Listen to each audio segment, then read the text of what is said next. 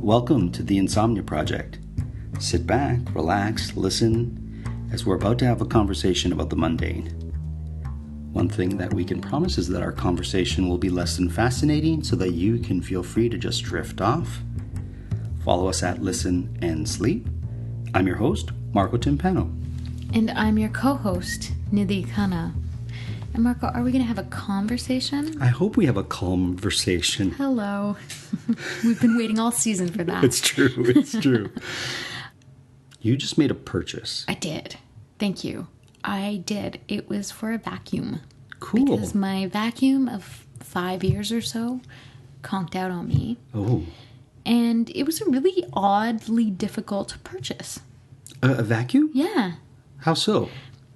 You know, I had a vacuum before that was not an upright vacuum, but sort of had a, I don't know how you would call it really. Like it had a connection that was a three-wheeler, kind of like a tricycle of vacuums. And it kind of looked like an old robot, like an R2-D2 kind of vacuum. And it went everywhere, and it got to all those spaces that, you know, are difficult to get to. Sure. And then when it was time to buy the new vacuum, you know, I had all these different options, and I ended up going with an upright vacuum. Oh, like a proper upright? Not like a stick vacuum. Do you know what a stick vacuum is versus an upright? A stick vacuum is like a Dyson. Oh, no. You know, like I mean a Dyson that no, because a Dyson also has an upright. Is that it right there? Is that the... Yeah. Okay, so that is a proper upright vacuum. Okay. So where the vacuum is upright and your handle, you can sort of tilt it, and then you have to kind of go back and forth with it. Exactly. Versus a stick vacuum that has like a vessel that collects it, and then you attach pieces to it so that it's long, and you're just holding the thing like a wand, let's say. Okay? No. Right. Yeah. No, okay. It's an upright vacuum. I sound like a vacuum salesman. I know, that was really good. I was like, wow, tell me more about these vacuums. Where were you when I was trying to buy a vacuum? I love how much I find out about your random pieces of knowledge on everyday items. Well, I remember the reason I find this fascinating, Nidhi, is I remember when I made the big vacuum purchase and what I went through to purchase vacuums. So I sympathize with your... You know, growing up, we had one of those vacuums that attached to the air vent. Yeah, they're called central vacs. Oh. Yeah. Thank you. We had it too. That's why I know. Yeah, I'm not trying to be condescending here. I'm not, clearly a vacuum expert is who you've got on the show today. Well, I'm not liking the upright. Oh, really? I find it too bulky. I find it doesn't maneuver in hard to reach spaces very quickly. I'll be honest with you. Your home is not set up for an upright vacuum. I know. I wish you had come to triage this situation. I didn't know this. I know. Because... Okay, and our listeners can correct me if I'm wrong, and feel free to tweet us at Listen and Sleep and tell me where I'm wrong here. But an upright vacuum is best served if you have carpets. Okay, and as I look around your lovely home... There's one carpet. You have one rug. That's actually a rug.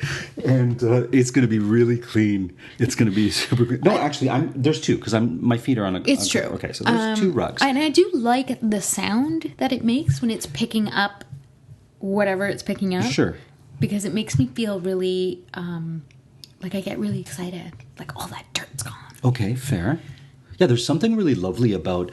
and something very calming about knowing, well, one, the sound of a vacuum, for me, has a very calm effect. Because my mom had the vacuum going 24 all the time. It would be my wake-up call, would be a vacuum, and it would be... It's true. It's like, if you grew up in the 80s and your house had central vacuum, it was always on. Oh, man, and especially with central vac. And that snaky hose that you would have to bring up and down. It is so cumbersome. It's actually the worst. Yeah, the snaky hose. So for our listeners who don't know what a central vac is, and they're like, what are these two talking about? And Nidhi, you correct me, the vacuum expert, if I go astray here. What it is you've got this really large vacuum system in your... We had it in our garage. Mm-hmm. Was yours in your garage? Some people have it in their laundry room. I think it was in the laundry room. So it stays secured to the wall. And then throughout your home, where you would have heating and cooling vents, was a little tiny vent for the vacuum. So you would connect to that vent in any room in the house that had that plate that you would lift up and connect, and whatever you vacuumed would go through the house into that central vac unit that was in your garage or your basement or your laundry room. That sounds great. That's a great, and it also seems to be in homes that were built in suburban areas. 100%. And similar, and I feel like it's gone the way of like the garburator. You never see carburetors in people's homes anymore. And for our American listeners and people who don't know what a carburetor is, because my wife is American and she said we don't call that in the U.S., it's a garbage disposal system that is connected to your sink.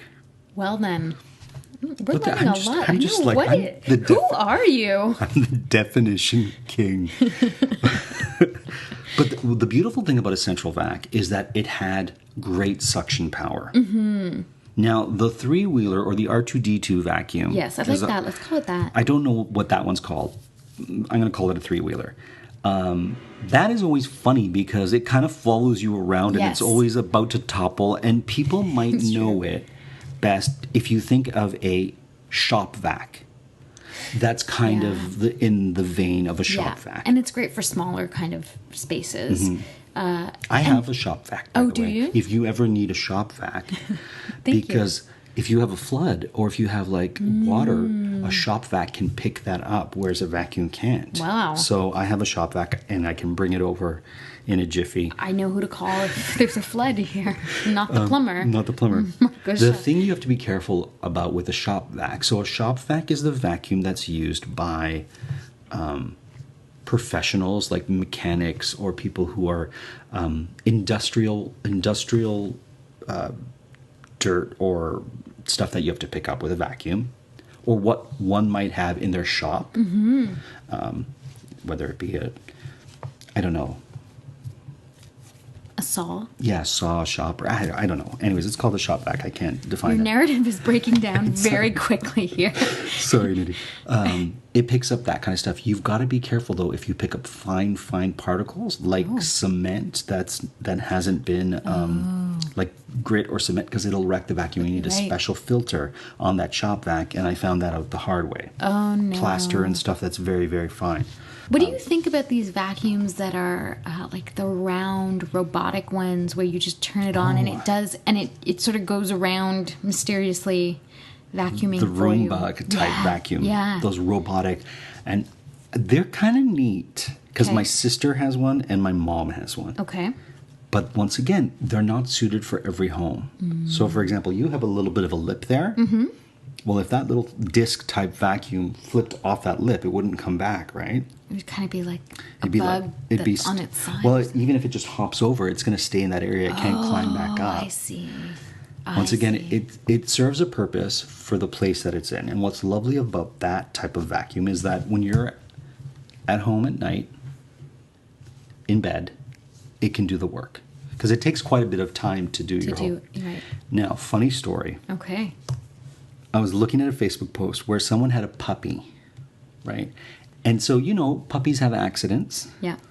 And it had an accident. Oh, no. And the vacuum ran over the accident and carried that accident through so the person walked downstairs and there was... It's like we were talking about dogs and Zena just came over. Yeah, she did. She knew. You know how you're supposed to pick up after your dog? Yes. Well, this vacuum decided to carry it all throughout the house. And it was just tracks and tracks. The stench would have been, oh my gosh. So that's what happened. So I offer that as a caution. Thank you. To anyone who has a puppy. Yes. And a Roomba or one of those disc vacuums. So I had an upright. What I hated about the upright was if you have stairs and you have to lug that up the stairs, it's really the worst. And that's one of the benefits of having a central vac is that you're not lugging, all you're lugging is the hose. It's true. The word vacuum, the spelling. Oh, yeah. W. Yeah, double, odd. 2 U's, I should say, not W. 2 U's in the word. Yes. Do you know any other words that actually have 2 U's? No. It's so... I wonder why. Vacuum. It's a good question. So ideally for your place, you would be suited really well with one of those wand type vacuums, which Really? clearly you don't have. Yeah. So unfortunately, that's not what you have, Nidhi, but that would be perfect for the type of home you have too. Have you ever not had a vacuum? No, I've always had a vacuum because my mom, like I said, I grew up with the sound of a vacuum. I prefer to vacuum than sweep, and the sound of a vacuum Makes it... its dull roar is I find relaxing. How about you? Have you ever not had a vacuum? I'm sure I've been in an apartment where I don't necessarily have a vacuum and more of like a Swiffer or something like that. But I increasingly realize the dire need for vacuums, especially when you have a dog that sheds. Sure. What made you pick this particular vacuum over the rest? It was a good price. Okay. It was a good brand. Mm-hmm. It seemed to do the job. I wish on the packaging when they were trying to sell it, because they had the particular brand that I have had different versions. Like they had the tricycle, they had the upright, so I wish on the packaging they had said something like ideal for homes that have stairs, ideal for homes that small have apartments with exactly. Yeah. So that's my vacuum adventure bar. What about, did you or your family ever have a vacuum packer or vacuum sealer? Since we're on the vacuum train. No, but I feel like I would probably go a little crazy with that because I'd want to vacuum seal everything. And that's just what happens when you first get it. My mom vacuum sealed everything. She was vacuum sealing things like crazy. And then, after a while you get sort of, it's no longer fun. It's no longer the new great thing in the house. But she vacuum seals. She'll buy lots of cheese and she'll cut them in quarters and then she'll vacuum seal it. So she's got the cheese. Yeah. Or other items too. She'll make things and she'll vacuum seal them. Like beans. Like if she gets beans, she'll get a bushel of beans and shell them and then put them in the vacuum sealer, seal it so that you have the beans for winter soups. But it has a real spring or summery sort of taste to them because you vacuum sealed them and froze them. Wow. Yeah. Look at that. Things like that. Vacuum. What about like being in a vacuum? Like in a vacuum of like when someone says you're in a vacuum. Oh. What do you think about? I don't know. I guess I would think that I'm sort of solitaire and I'm like hyper focused on something that I'm not thinking outside of that particular. I guess sometimes when I edit our episodes, I'm in a bit of a vacuum because I'll put the headphones on. It'll be me watching audio waves go by as I edit the mistakes that I or rarely you make. Or like sometimes, we'll have a train or some sort of weird sound in the background. I always think about space. Oh, yeah, sure. Because I always wonder if... Okay, this is going to sound really stupid because I don't know much about the science of space. Listen, that's what I'm here for. I'm your vacuum expert. Thank you. Please. But, like, the sounds of space? Oh, sure. Or does it sound like you're in a vacuum, like of nothingness? Yeah, or would that be like a black hole, How does the Foley artist or the person who makes the sound for the movies create the sound of a vacuum? Yeah. It's almost like one of those things like, if a tree falls in the forest and no one's there to hear it, doesn't make a sound. Yeah. How does a Foley expert make the sound of a vacuum?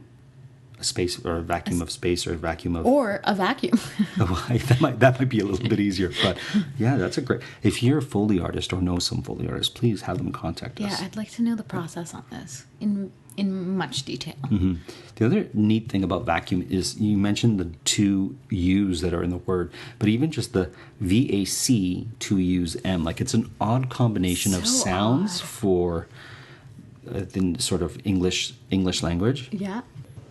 So just going back to the Foley artist, do you want to maybe explain to our listeners what a Foley artist does or is? Of course, sorry about that. So a Foley artist is the person who makes the sounds in film and television that are happening within the scene. So oftentimes when an actor is on set, they're not actually making the sounds that you hear. So if they open a door that's meant to be a little bit creaky, that door might not actually be creaky. So you have a Foley artist. He or she will make or recreate that sound, and then they will put it into the scene. Sound effect. Yeah, They sound make like a sound effect. They do. Essentially. And I was in a play recently, actually, and it was a live radio play. So it was an actual play that was taking place in the 1940s in a radio station. And so we had a Foley artist on stage making all the sounds. And so there's like one sound that people may be aware of where it's thunder, and they have a big metal sheet and they sort of just wrap it, or like they shake it and it makes the thundering sound. Do you have a favorite like sound effect, or when you were doing that play, was there one sound that you really were excited about making? That's a great question. So the sound of wind was always neat when because it was a winter. We were doing the radio play of "It's a Wonderful Life" with Jimmy Stewart. Okay. And so there's a lot of them walking in and out of homes or banks and whatnot. And when they'd open the door, it's a cold, wintry, windy night. And so there was always the wind that would happen, and it would have to happen as soon as the door opened and have to stop when the door was closed.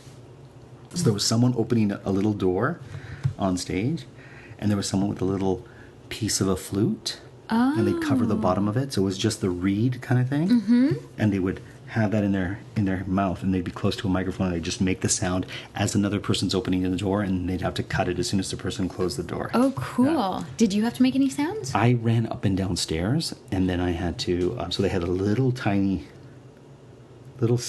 couple, like 3 stairs, and I would run up and down it, and then I would have to shuffle. I'd have to shuffle angrily. No, shuffle my feet angrily. As someone else was, I was in the kitchen. The scene was I was in the kitchen. I wasn't in the kitchen. Another actor was in the kitchen, but I was doing the sound effect of them shuffling, and someone else was dealing with cutlery. So I was shuffling, getting cutlery, but I was shuffling and they were getting cutlery, making the sound of cutlery. Oh, cool. So how would you shuffle angrily versus shuffle like not angrily? I would just do short and very sort of distinct and kind of thumpy kind of shuffles with my feet. I was angry. I put myself in an angry mindset and just tried to recreate that. People who shuffle their feet really annoy me. Oh no. I know. I think I shuffle my feet. I like when it's like everyone does it once in a while. Okay. But when it's a constant shuffle, scrape on the sidewalk thing, it really bothers me. Okay. The sound of it. Fair enough. Because I find it very jarring. Yeah. Don't shuffle. What about shuffleboard? Have you ever played shuffleboard? No, tell me about shuffleboard. I've never played. Oh, I played it once. I don't get the rules of it so much, but... Really? Yeah. I feel like it's something that I would play later on in my life. Typically you play it on a ship, and that's where I played it on a ship, really? Right? And it's kind of like you're trying to get your disc or whatever to another triangle, and I don't know, Nidhi, to be honest with you, I don't remember it. But you always see it being played on cruise ships. Shuffleboard. Let's play shuffleboard. Huh. Yeah. Was there a cruise ship like game that you did used to play? When I worked on cruise ships? Yeah. Like the go-to? No. There wasn't any sort of typical that's Cena barking in the background, in case you're wondering. There wasn't a typical game that we played. I'm trying to think. We would go to... Have you ever played the Relax game? Oh, I want to hear about it because I feel like I want to play it. So the Relax game is a game that me and a couple of friends sort of invented. So how can I play that game then? Basically, if you're at a picnic or if you're somewhere where there's, a lot of people that you know, the object of the game is to stay seated and have everyone else do things for you. And the more you do, there's more points involved. And usually you play with a couple of people. So let's say you and I were at a picnic. Okay. And we found a comfortable place to sit. And, you don't want to give up that spot because then you're going to lose it and you might not have it when you come back, right? Yeah. But you want your beverage, let's say. Sure. And you see Amanda walking by. You might say, Amanda, could you please grab me a glass of white wine? And she would most likely do it, right? But you can only ask people so much to do things for you if you don't have an injury. Or can you? And that's the point of the Relax game. So has anyone gotten really upset with you? No, because we were very stealthy about it, and you sort of challenge the person with points. How many points is it to get somebody to get you some chips, right? Got it. It's not as many points as getting someone to get you a hamburger and dress it for you the way you like. That's going to involve more points, right? So what was like your highest points? Or like something that you were able to get? Like It was something really, really great. I think someone went. It wasn't for me. It was for this woman named Angela. She got someone to go to her car and get something out of her glove box. No, that's pretty good. Yeah, so that she kind of won with that. It's like, wow. That's pretty good. It well, was. I guess at what point would I'm trying to think. At what point would I just say no?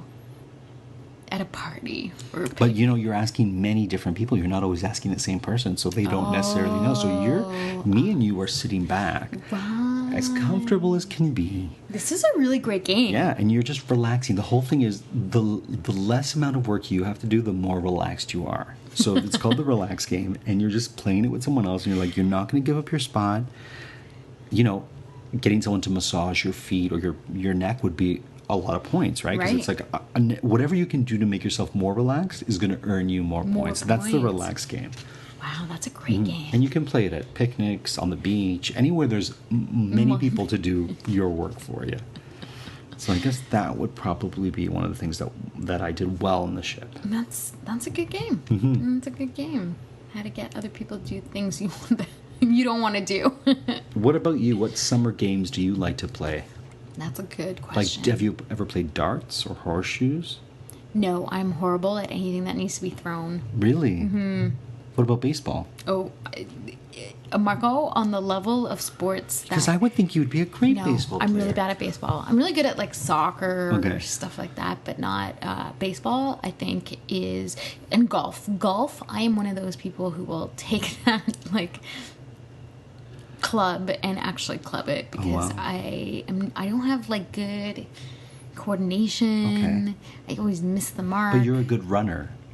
That's your sport, more of your sport, yeah, right? I guess so. I mean, fast, not really. Okay. Steady, sure. Okay. But exactly. Not really into the hand-eye coordination thing. No, I would play bocce. Are you familiar with the game bocce? Oh yeah. It's an Italian game that other European cultures will play a version of it, I guess, or other cultures will play a version of it. But basically, you've got these big, heavy, large balls, so like the size of a small cannonball, if you will. Not that a cannonball is a unit of measurement, but in this case, it is. And you have one smaller, the size of a golf ball. Okay. The golf ball-sized ball, and I'm sure it has a name to it, is thrown. And then there's a team that has, let's say, green, large, heavy balls, and the other team has red ones. And it's usually teams of two, so it's like 2 green and 2 red. The green team will go, they'll throw, and they'll try to get as close as you can to the original little golf ball as you can. Person closest gets the points. So whoever's cannon-sized balls are closest to the small ball, you get more points. It's similar to like curling, maybe? In Only a way? not on ice and not using a curling rock, using actual heavy. Sometimes they're metal, actually, or they're like, it almost feels like they're made of cement. Oh, wow. Yeah. And they have a particular look on it, particular design. I have them at my cottage. I'll make you play this year. Okay. We'll play it. Done. And you can play it on multi-surfaces. Usually it's on gravel or sand, but we often play in the backyard on grass. And So would you consider that a sport or a game? Oh, I'm in trouble no matter what I say here. I would say it's more of a game. I would too. Yeah. I would too. It takes skill. Yeah. It takes a good eye, good hand coordination. Sure. All those things. So I could see how someone may view it as a sport. The way I play it is definitely a game. Yeah. So there you go. I'm not a really sporty person. No. Although I love volleyball. I love Do you play. really? I'm not good at it. I love it. But because I'm a hand model, I can't really play it because you can have a lot of hand and finger injuries It's playing true. volleyball. It's true. Yeah. I know. The life and times of a hand model. I'm telling. That's the new podcast. The new podcast. What is your favorite sport to play? That's a good question. I would say in a team, probably soccer. Okay. By myself, I enjoy like running really, Okay. or yoga, but that's all very solitary. I don't think they're necessarily sports. Well, I guess running's a sport. This season, we're going to have a lot of sports on our We're going to episodes. become a sports podcast. I'm telling you. Because of how much knowledge, in-depth knowledge, each of us has about sports. Yeah. It's almost up there with the vacuum knowledge. I can't believe we had like half our show was talking about vacuums. No, it's pretty good. I'm impressed with myself how much I know about vacuums. I'm like, who wow. knew? Now, do you like the vacuum that the cord, if you pull it, it gets sucked back Oh, it has into- to get sucked in. Okay. It has to. It has to. One of the things I don't like about this upright is that I have to do the whole, you have to snake wind it it? around. Yeah, Oh, no, I don't like that. I don't like that. It sounds like you this got is the- really, it was terrible. Terrible choice on many levels. Can you not take it back? How long ago Probably did you not. get It it? was a while ago. How long? Part of it is I'm lazy. Okay, well, it doesn't matter how long it is. We don't have to tell our listeners, but is it a reputable store that should take it back? Because I'll come back with you and be like, the salesperson didn't inform my friend here that this was the wrong vacuum for her Oh, abode. really? Yeah, it would I totally mean, it was a come. Walmart. Then we should go back. Do you have the bill? Was it this year? Mm-hmm. You must have the bill. I have to check. Always keep your receipts. I know. You tell me this all the time. And with that, I will tell you, please do check us out on Patreon. Thank you. We have a page set up, and if you are interested in subscribing, You'll get some really fun content. We have a couple of great challenging not contests, but we have some challenging content where we require you to send us questions that you want to hear us answer. So please send those. Yes, and if you just want to follow us on good old social media, you can do that too, at Listen and Sleep. As always, we are recording from Toronto, Canada, and we're produced by Drumcast Productions.